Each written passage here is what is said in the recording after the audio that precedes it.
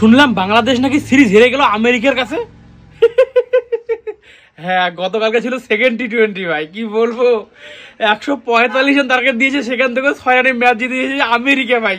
সদ্য জন্মানো সেই মানে কি বলবো, এই আমেরিকায় কোনো প্লেয়ার নেই ভাই, সব দেশে থেকে একটা দুটো করে প্লেয়ার টুকাই নিয়ে মানে সে তারা খেলা খেলতেছে ভাই, সেই তারাই আবার বাংলাদেশকে হারিয়ে দিল, একদম পুরো সিরিজে হারিয়ে দিল। মানে কি বলবো ভাইয়া, এটা তো কথা একদম সত্যি। এখন অনেকেই তোমরা বলতে পারো যে খেলায় তো হার জিত আছে, কে এখন হারবে কে এখন জিতবে কোনো ঠিক নেই। হ্যাঁ ভাই, আমি মানলাম ভাই, সেটা ঠিক আছে, কিন্তু বাংলাদেশের কোন টিমকে হারিয়ে দিয়েছে জানো তোমরা? কোন টিমকে হারিয়ে দিয়েছে?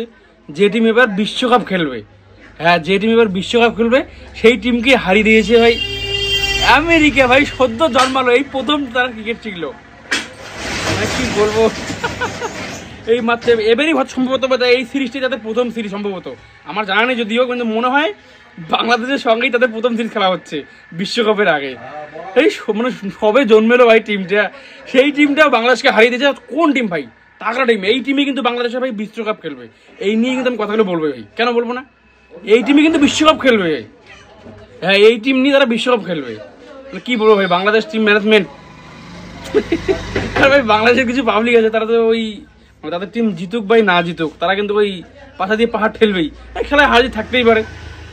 তাই বলে ভাই টি-20 স্কোয়াড, হ্যাঁ বিশ্বকাপের টি-20 স্কোয়াড, যে গতকালকে আমেরিকার কাছে সেকেন্ড টি-20 সেটাও হেরে গেছে বাংলাদেশ।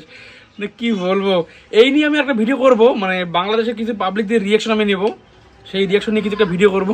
যাই হোক, আজকে এই খবরটা এইটুকুই থাকলো ভাই, মানে কি বলবো।